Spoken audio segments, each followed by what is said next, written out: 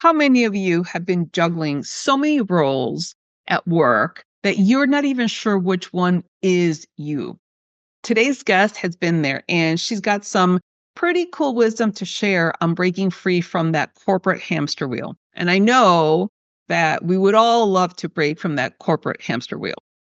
Welcome back to yet another episode of the No Woman Left Behind podcast show. I'm your host, Rosie Zilinskas. And as always, I am here to help you unlock your potential in your career, stop holding yourself back, and level up. So grab your favorite drink and let's dive right in. Today, we're chatting with Shannon Talbot. She made a major career pivot to become a happiness coach. Yes, there are happiness coaches. We'll talk about how she found the courage to make that shift, how to stop people pleasing, and the 3 things that are holding you back from living a more fulfilling life. You'll leave this episode with some real actionable steps to find more joy. And who doesn't need more joy? So let me introduce you to Shannon Talbot. Shannon is a happiness coach who helps women feeling overwhelmed by competing priorities find more fulfillment in their lives. Before this, she spent 15 years in the corporate leadership where she honed her coaching skills and discovered her passion for helping others. After a life-changing experience, she made the bold move to rewrite her career and embrace personal development. Today, she's here to share how we can all stop holding back and start showing up as our true selves. So stick around. This is going to be one of those episodes that you are going to want to listen to again.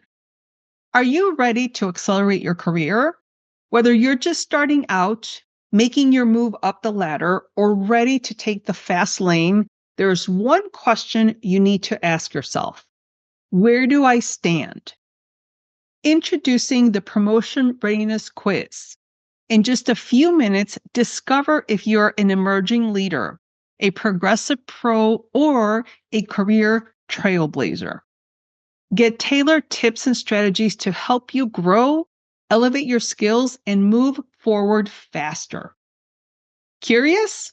Take the quiz now and step into the next chapter of your career with confidence. Unlock your potential today. Your career breakthrough starts here. Take the Promotion Readiness Quiz now. Shannon, thank you so much for being here today. You doing okay today? I am. Thanks for having me. Yeah, thank you for being here again. All right, so you have a book, and your book is called Breaking Free. And I love that you talk about stop holding back and start being you. And that is such a good conversation that we're going to have today, because I always tell the women in the corporate space that I help that they're holding themselves back by doing different things or not doing different things, like not applying for jobs, not speaking up, not advocating for themselves. I'm really focused on creating a custom career roadmap for women. So, but I know that there's many other ways that we have to stop holding back and start being ourselves. So tell me, I know you left the corporate space. Now you're a happiness coach. So tell me, why did you decide to write Breaking Free? I wrote Breaking Free because when I was growing up in the corporate world and navigating the corporate world, and also, when I got married and then had kids and new titles and more responsibility at work and at home, I found I was missing a guide. And I was also, the how to do all of this, how to figure it out as I went. But also, I was really wanting to hear stories of other women. And I had great bosses, I've had great mentors, and some of them, yes, would share their stories with me.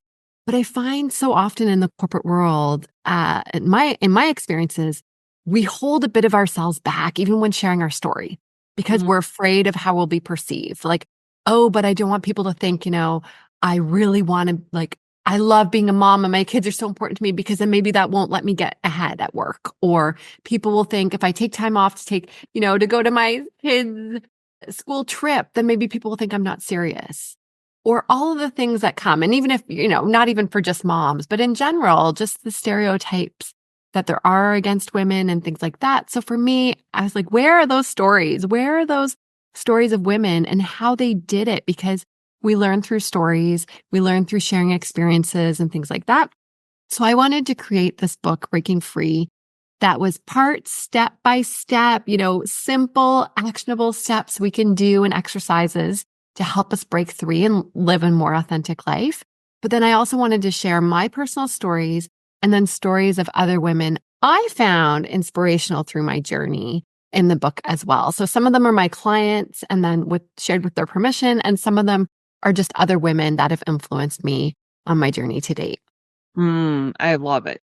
And so how did you decide to leave the banking world? And I think you went from banking to advertising, and then now you have your own personal development and you're a happiness coach, which I actually love. So how did you first decide to leave the corporate space?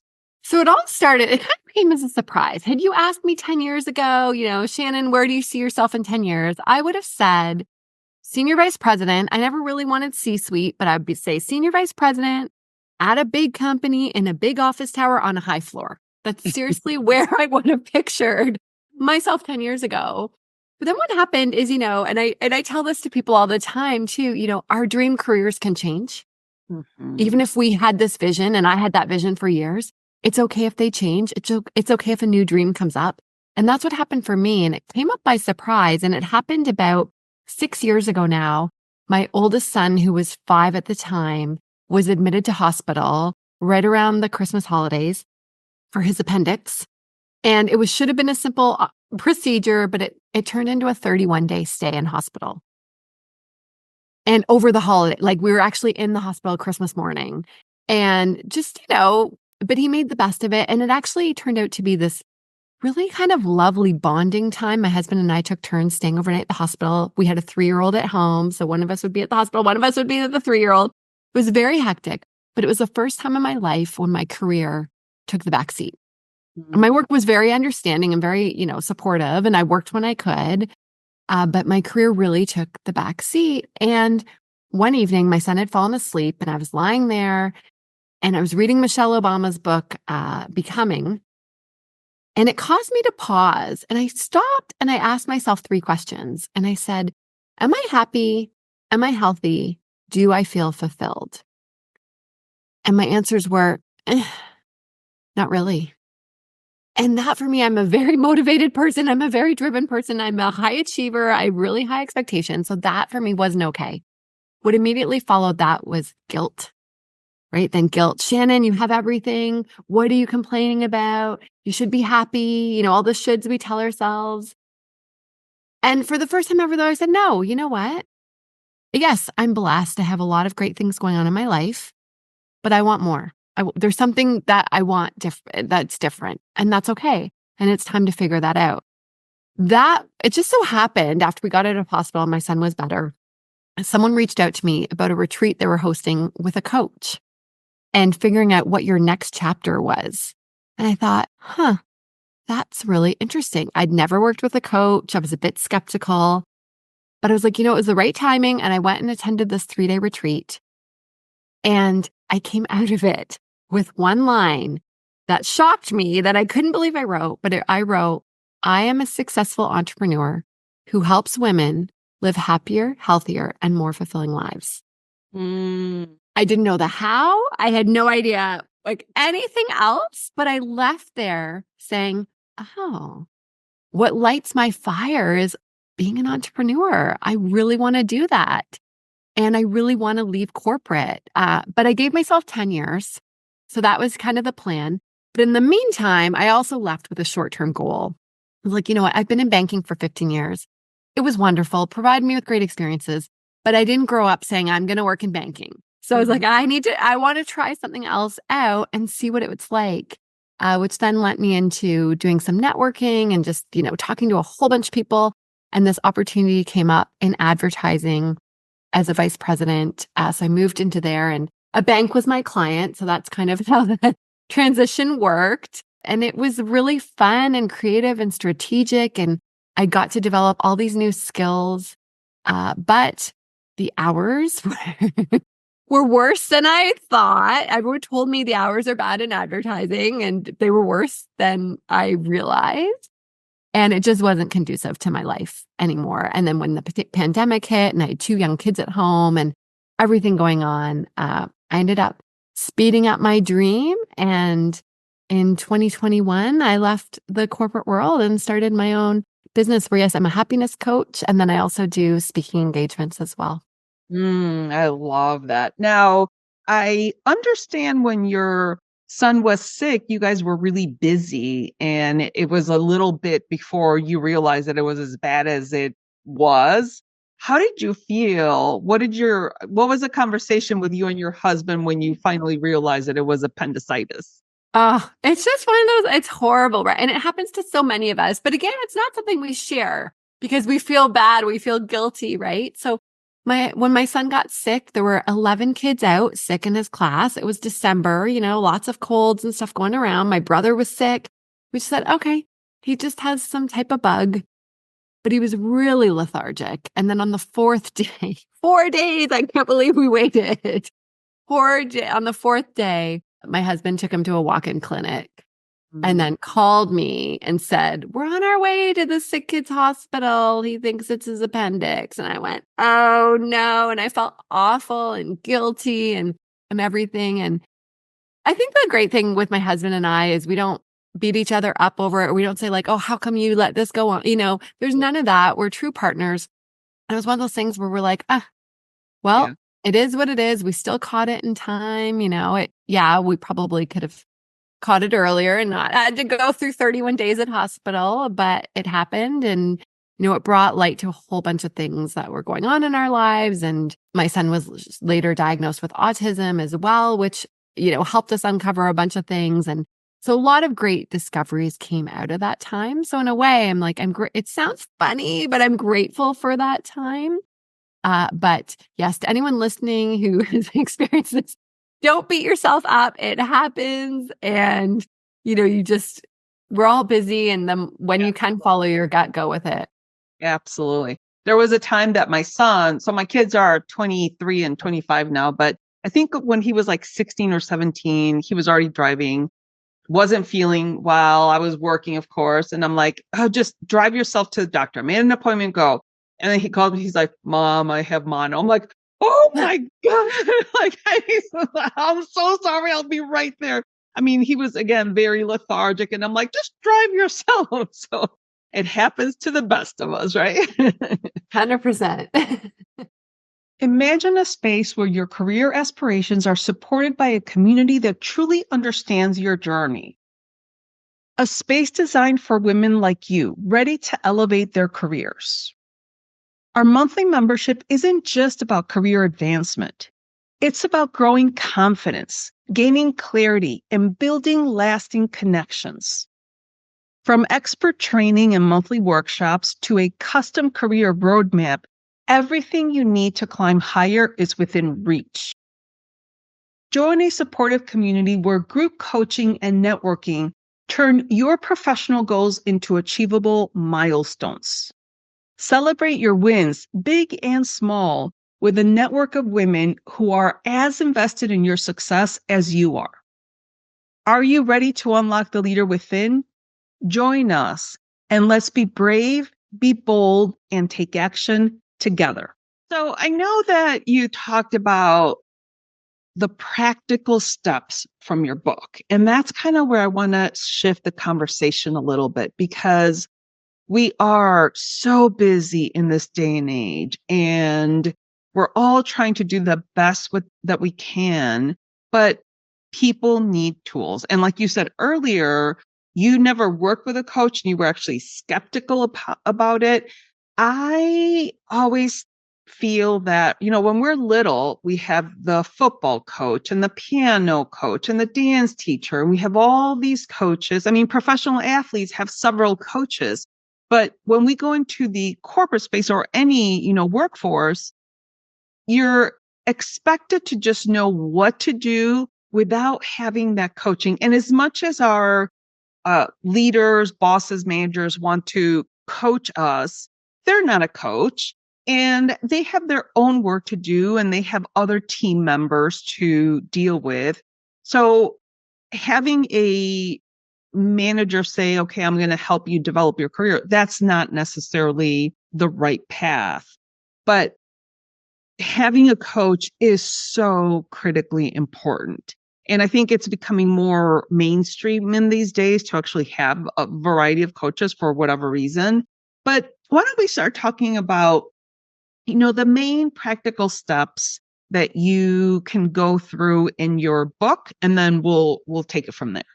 Sure. So I broke my book down into 4 key sections. And the first section, and I do this similarly, this is how I work with my clients too. The first step is uncovering what lights you up. Mm-hmm. And it's a really important step. And I think it's also a step that as adults, we forget to do this. We forget to take that time to sit back and say, what is it that I really enjoy? Either about your current work or what you've always dreamt of doing. What are those things that get you excited to get up in the morning? So an exercise I start out with the book is creating the vision. So letting yourself dream, letting yourself go there. And usually I pick 10 years out from now, because when we pick 10 years out, we're not bogged down in the, how's it going to happen? Or, oh, that's silly, or I'm not qualified. We give ourselves the space to just dream. So I have an exercise where I'll walk through a visualization and really just get you excited about what does your, ideal but typical day look like 10 years from now. And sometimes in my case, I had 2 dreams. One I had as a kid, one I had in high school, that I had told myself they weren't real. They weren't real careers. You couldn't make a living. And now I'm making a living doing it as an author and a speaker. But for years I said, no, Shannon, those are silly. So again, letting yourself go there, letting yourself forget what your teacher said or your parents said or whoever told you couldn't do something. Go there and think about it and just picture what your life could look like without the how. And then from there, I go into probably the biggest section of the book, most important in a way, is what holds us back. And I identify there's certain areas that hold us back. We all have excuses that we make. Yes. Like, I don't have time. I don't have energy. I don't have money. I don't know how. We are masters of excuses. We learn them in childhood, right? We learn them to get out of things and we just become really good at them. And sometimes we don't even realize we're using them as an excuse to not do something we want. And we always usually think of them as to do something we don't want to do, but we also use them to not just, to not face the fear of doing something that's scary. And then I outline the fears that hold us back. And one fear that we don't always think about too is fear of success. But if I get that job or if I get that client or that promotion, yikes, then I might actually have to perform. So we hold ourselves back from getting it and come up with excuses to justify why we didn't get it. So there's all those fears that play a part. And then probably the 2 maybe harder areas to work on are our beliefs. So the things we learned as kids and then as we grew older and society influenced and our peers and culture and everything influences. And the stories that maybe you heard starting at 5 years old, or either from somebody else or you told yourself, like in my case, I told myself, oh, being a writer isn't a real career. So that was the story I had in my head that I had to work on and change so that I could follow that passion. And then the last part are our bad habits, which are, the things like watching TV over getting that course done or reading that book we wanted to read, the drinking, the binge eating, the shopping, all of those things that make us feel good in the moment, but also might be just getting in the way of us doing what we really want to do. And then the last 2 parts of the book are how to be set free. Okay. So there's exercises on how to start going after what you want, how to ask for what you want, how to stop those negative habits, or face your fears, different things there. And then how to keep it going, because I'm sure we've all, we all get into good habits and we're going really well for a while and then something happens and we fall down and then so there's tips in there as well for getting back on and keeping it going. Oh gosh. So a lot of really good information there. The I think the last piece that you said was so key because a lot of people are really good at starting things and then something happens, vacation, sickness, whatever. And then it's just so hard to get back onto, whatever it is. But let's talk about those excuses a little bit more because I think we human beings are so good at making excuses that we just don't even realize that they are excuses. So tell me a little bit more about how can someone identify that it's an excuse versus a valid reason? I guess let's just kind of start there. So one of the tricks I use for kind of all of the things that hold us back, not even just the excuses, is asking yourself, like, is this fact or is this fiction? So would this hold up in a court of law? That's a question I like asking because that's really going to have us go, oh, no, it probably wouldn't. The judge is going to see through me. So, ask yourself, is it fact or is it fiction? And realizing, and it takes self-awareness, which is, sometimes we need somebody to help us out. So sometimes it may be, I know in my instance, I love giving the story of, I do not like exercise. I don't like it. I didn't start really exercising until I was in my late 30s. I wish I had exercised sooner. I wish someone had told me that was the key to managing my stress better. No one had ever really connected those dots for me, as silly as it sounds. And my parents didn't exercise, so I didn't have those role models. I do not enjoy it. But I know that I will feel really good afterwards. So for me, with the exercise, I had to get my husband to help me out. And I had to say, I'm going for a run tomorrow. Don't let me not go. And so the next day, I'd be like, oh, you know what? No, I didn't sleep well last night, so I'm not going to go today. We come up with every excuse possible. He's like, no, think of how good you're going to feel.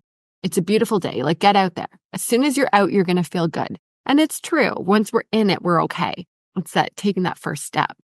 So the self-awareness is key. They're doing it yourself or asking somebody, hey, can you help point out when I'm, might be avoiding doing this thing that I know is good for me? And then getting that accountability person as well to be like, okay, can you help me push through? Because I know I'm going to come up with excuses to not do the thing. That makes sense. Now, let's translate that a little bit into careers, right? Because you might have the excuse of, I hate networking events and I don't want to go to networking events. As an example, I'm pretty good at networking now, but what would you say to somebody that knows that they need to network, but they don't like to network and they're like, nope, never going to do that kind of thing? So I think two things. One is focus on the end result. Okay. And I liken it to a house renovation. Okay. House renovation, it's funny. I ask this question a lot in my talks. I said, what's the first step of a house renovation? And so many people say demolition. And I'm like, no. You start with a vision. Right. So what are the benefits of a networking event? What could come out of a networking event? Forget that you don't like it. Like looking at, okay, after the networking event, maybe you have 5 new contacts that are really great that are going to help you down the road. Maybe someone's connecting you to, somebody's hiring for a job that's your dream job or whatever that may be, or a new potential client. So it's, what are the benefits that could come out of it? And then just knowing, okay, it takes practice, right? The first time you go to a networking event might be really uncomfortable. You may stand in the corner the whole time, but you made it to the event. So then second time, what can you do? And I do this too. I'm a very social person, but I also have an introverted side. So when I go to networking events, I have to set a goal. I'll be like, okay, today I'm going to talk to 3 new people, 3 people I don't know. And then I do it. And then maybe next time it's 5 people. Or I'm going to give my email to 2 people tonight or get 2 people's emails, whatever it is. But set kind of a goal, make it kind of a fun game. And if you're going with somebody, do it with them too, kind of make that competition. And then just know that it gets a bit easier every time you do it. And it's okay to know. And thinking too, something that always helps me too is knowing there are other people in the room feeling exactly how I'm feeling right now. Yes, I really like that. And how you said it's like start with the end in mind with the vision, because the same thing, if you're trying to have a conversation with your manager and you're kind of dreading it, think about that vision, that end result that you're looking for and, kind of work towards that. So I think that works really well. Now, when it comes to your career, what was one, top mistake that you made in your career? And how would you now apply the framework that you have now to that mistake? So I think there's almost two mistakes I made. The one was I acted how I thought I should. When I started in my career, my lower 20s, when I started, I didn't care. I cared how I acted. I knew I had to present myself a certain way, but I just kind of went as me. I showed up as me. I brought up new ideas. I wasn't jaded, I guess you could say. And I spoke up. I was confident, all these great things when I started out. And it was really great. And I got to progress pretty quickly and try different things. But then I started telling myself, with each new role or responsibility, oh, you have to act this way now, Shannon. And I'd hold a bit of myself back. And it actually got worse as I progressed and got older. When you'd think it would get easier and better, I would hold myself a little bit more back. And I'd be like, especially when I was a director, oh, I'm a director now. I beat out all these other applicants. Now I have to be the part. Oh. And you forget, like, actually, you were picked for the part as you. But then I started being this, certain way. So I think yes, we do need to act a certain way, especially if you have people reporting into you or, different situations. Yes, there's times where you might need to, portray yourself a certain way. But I think, still making sure you're showing up as you and voicing your opinions and sharing your ideas and not holding the parts back that make you so great and unique is really important. So that would be the first piece of advice I would say is still be you, still Mhm. shine as you, because that's who people hire. That's who people want. And then the second piece is, and especially for any, female leaders who have a team, it'd be more vulnerable, share Mm. your struggles more. I didn't do that until towards the end of my career. I finally, I knew I was on the way out. So I cared less about what other people thought. And that is when I shone the most because I was vulnerable. I was sharing with my team, with things about my personal lives and the struggles I was facing. And it really actually helped us bond and helped them open up as well and created a stronger relationship. And looking back, I wish I had had more female leaders do the same. I wish I'd had more female leaders talk about how hard it is, as a woman and as leadership table with mainly men, or if you have kids at home or whatever the situations are. I think the more we can share our story, the more, empowered we might feel. Hmm. That is so interesting that as you kept going through your career, you were holding, you're kind of acting the way you think or you thought you should act, and you were holding yourself back. That's really interesting. Although I can see that because a lot of times when you're, the director, I ended my corporate career as an executive vice president. And again, you have to portray the image and you have to be a certain way. And so what would you say to an executive or a senior vice president today that is kind of more buttoned up, and not as vulnerable? What recommendation would you say to have that connection with your team? Because sometimes you hold yourself apart and they don't see you as human, and you might not see them as human. So how do we bring that humanity back into that connection? I think there's a few different ways. One would be, if any of the senior leaders have kids, again, I know work's not a family and there's that whole debate going on right now too, but looking at your team a bit more like as if they were your kids. And Mm. how would you want them to feel, or when would you want them to open up to you? What do you want to share about yourself to help them understand they're not alone? Things like that. Sometimes when we can think of it more as that relationship, it just helps that empathy be there a little bit more. And the other question, this isn't necessarily a tip, but I ask a lot of my clients, I'll say, who is a leader that you really admire right now in your organization? And I get a lot of, there isn't anyone. Oh. A lot of that, which I'm actually shocked at how often I hear there isn't anybody. Mm. And I think that's because there is this divide in this like buttoned up approach where we think, oh, I can't be their friend because I'm their boss or their leader, which I get. You don't want to be their best friend. You're not there to be their best friend. But I think there's a middle ground where you can be a bit more vulnerable, share a bit more of what you're going through, and invite them to share that as well, especially now as we're more in a virtual world. I think we're losing that even more now because you don't get the water cooler chats in the hallway as much as we used to get when maybe that side of people would come out a little bit more. Right. Yeah. No, I totally get that. So you are a happiness coach now. So how did you get to be a happiness coach? And what does a happiness coach help people with? So I became a happiness coach because I think there's a misconception about happiness. I think a lot of people think like, no, happiness isn't for me. Like, oh no, like it's frou-frou or whatever people think, right? I used to think that too. So I think there's misconception out there that happiness is this like fluffy thing that isn't really attainable or it's like not important. And so I really want to start spreading the message of what adult would ever go up to a child and say, I hope you're not happy. Or like, I hope you don't grow up to be happy, right? What we want for kids is we want them to be healthy, obviously, and happy.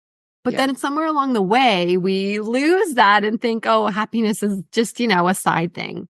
So I became a happiness coach because I really want people to understand that, yes, we all deserve happiness. And I also want people to know it's not an innate quality. We're not just either born happy or not happy. We actually have to work at it and choose it. And it doesn't mean we're happy all the time. It's funny. I got called out recently on LinkedIn when I was saying, I got a book review I didn't love and it hurt me. And I was trying to work through that. And somebody's like, oh, but you're a happiness coach. Like, doesn't mean you don't have unhappy days. We all have unhappy days. Yeah. But what I do now is I help people find more happiness moments and happiness, like ways to bring more happiness into their daily lives. Because so often it's like, oh, I'm happy when I'm on vacation. That's great.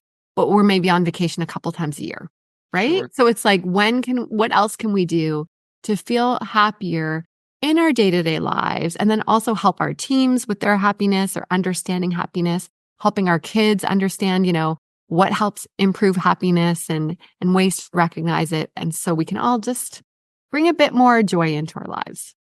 Yeah, I love that. And, to your point, just because you're a happiness coach doesn't mean that you're required to be happy 24/7. You're also a human being. You have emotions. So when someone criticizes you or judges you, you have every right to have hurt feelings, So I think that that's a very good way of explaining what a happiness coach does, which means just find those moments of joy throughout your day. But there's some people that are just so stuck in the negative or in the woe is me type mindset that they miss all those moments that could be perfect happy moments, where just a butterfly flies by or something silly but beautiful at the same time. So I absolutely love that. So when you start working with clients, do you go through kind of the 4 steps or the 4 phases in your book then? I do. Yes. Yeah. Okay. So we'll go through the 4 phases. We always start the first session always starts with both vision, like creating that vision, the long-term vision, but then also goal setting. So more short-term goal setting. And then we go through the different stages of the book throughout the program. Got it. And by the way, how's your son now? Everything good with your son? Yeah, he's great. He's totally wonderful. It's funny though. He was incredible. He was 5 years old. He was so strong during that time. Like he would go and visit other patients and get them to get up walking or get them to get up eating. He would go chit chat with the nurses and tell them jokes. And he was Mr. Congeniality. Like during this time, he was wonderful.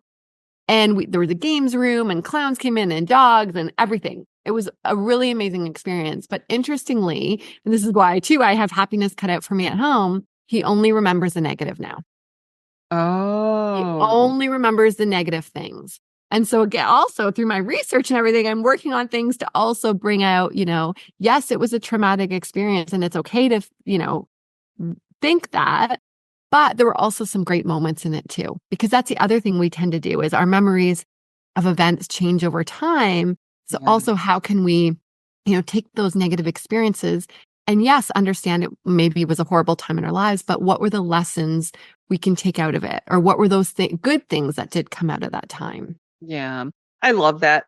I went through a situation in my life where I had a really bad divorce, and people would criticize me because I would always buy gifts for my kids to give to their father on birthdays and Christmas and stuff like that. In spite of everything that was happening, I wanted my kids to bring gifts to their dad. And people never saw the purpose of me doing that. I was like, I want my children to be able to give a gift to their dad on Christmas and birthday. How hard is it to understand that? So, and I'm fortunate that I don't really remember like the negative stuff. I'm really good at letting things go and don't hold grudges. People that have more of tendencies to hold grudges are the ones that, they just focus on those negative things instead of just let it go. Like, let it pass through you. Like you said, learn the lesson and then move on so that you can, be happy and enjoy life and things like that. So I love all that. So you also work on prioritizing well-being and kind of sticking to new habits. So tell us a little bit about how you do that, because again, in this day and age, we're all so busy. We start things and then maybe not finish them. So how can someone prioritize their well-being and kind of stick to those habits then? So my first example does not always go over well. I joined the 5 a.m. club. Okay. So when I was working in advertising, my phone could start going off from 7 in the morning, and then who knew what the rest of the day looked like. So if ever I planned to go to the gym after work or, do anything like that, it may not happen. And I couldn't guarantee that it would happen. So what I started doing was, and it's funny, I wasn't a morning person. I'm somebody who loves sleeping in, but I read this book, The 5 a.m. Club by Robin Sharma, and it got me hooked. And I was like, okay, I'm going to test this out. So I did test it out for 3 weeks where I woke up at 5 a.m. And the concept is this: you have 20 minutes of working out, 20 minutes of journaling, gratitude, practicing things like that, and mindfulness. So whether you do meditation or whatever that looks like, and then 20 minutes of reading. So of learning. And I thought, okay, 1 hour, 5 to 6. My youngest was waking up at 6. So I was like, perfect, I can do this. I did it for 3 weeks. Then the pandemic hit Uh, and there was so much uncertainty and my routine went out the window. And it took me 5 months to get back into it. And I got back into it 5 months later, but I changed up the routine to work for me. I'm not somebody who wants to wake up at 5 in the morning and go start working out. Like, it didn't entice me. mhm. I wanted to drink my coffee. I wanted to, journal and wake up, and then I can go work out. So I changed up my routine and I, changed it to a routine that worked for me, ending with exercise, not every day, but a few days a week. And I noticed such a difference. I had Mm. more energy. I was more focused. My brain fog was clearer.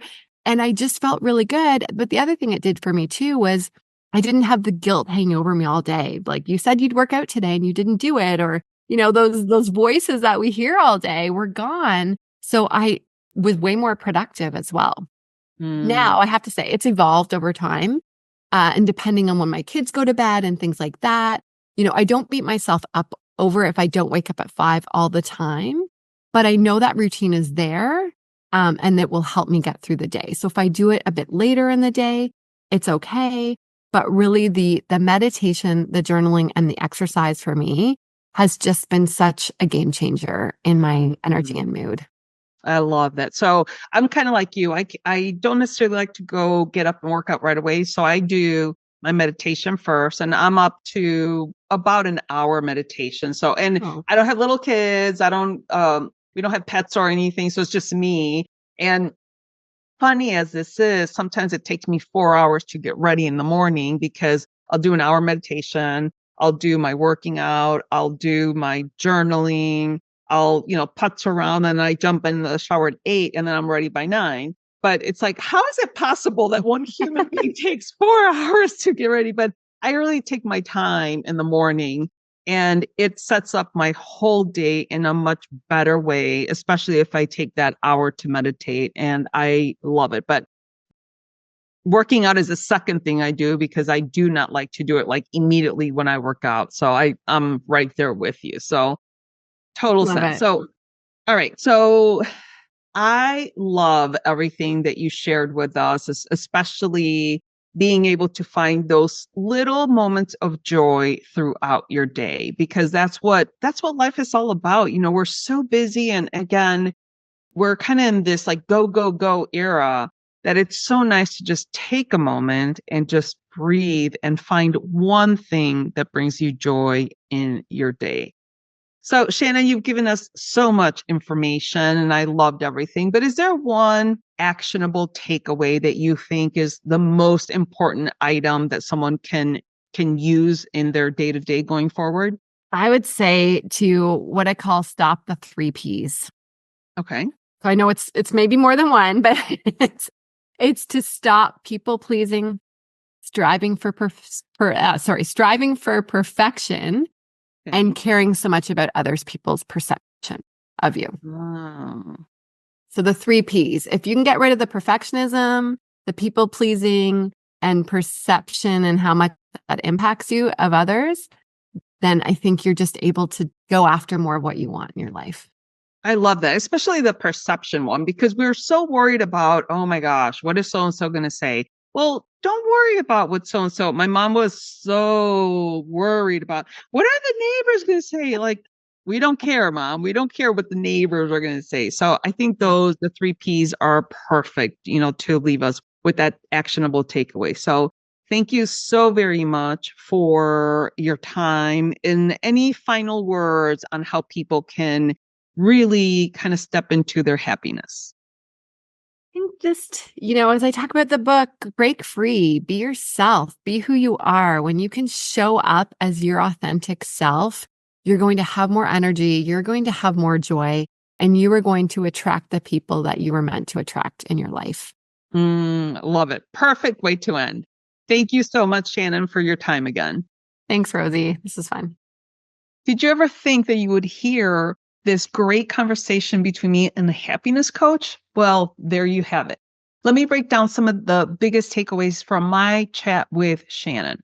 First, she said, create a 10-year vision board for your life without worrying about the how. So, what are the big ticket items that you would love to happen in 10 years? Do you want to pay off your house? Do you want to go on a trip? Do you want to have all of the savings that you need to you retire early? Things like that.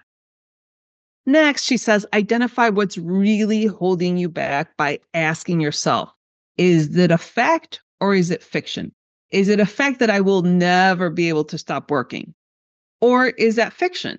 I think that's a very powerful question that you can ask about every thought that you think in your life. And then finally, she said, stop the 3 Ps, which are the first one is people pleasing. The second one is perfectionism. And the last one is worrying about others' perceptions of you. And the funny thing is that nobody's really thinking about you except you. So that's pretty funny. One of my favorite takeaways from her is stop worrying about what other people think, and their opinion does not define your worth, which that's huge. And before I let you go, don't forget to take the promotion readiness quiz to see how close you are to landing that next big promotion. And if you're ready to connect with other ambitious women, check out the Unlock the Leader Within membership. All the links are on the episode website, including Shannon's website and her book.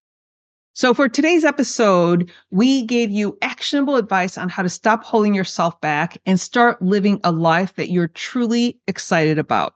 It's about creating that vision and ditching the excuses. I hope you enjoyed this conversation as much as I did. Until next time, remember to be brave, be bold, and take action.